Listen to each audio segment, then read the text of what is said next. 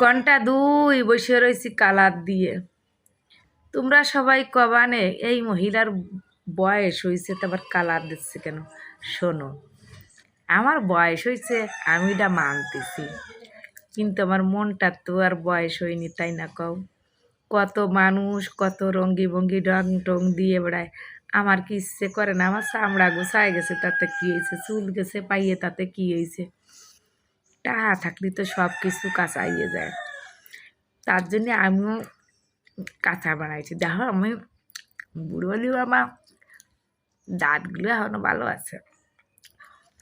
তাই আমার নাতনি কলকে একটা সুইম গান খাও, দাঁতের চর্চা করো, দাঁতগুলো আরও ক্লিন হয়ে যাবে না।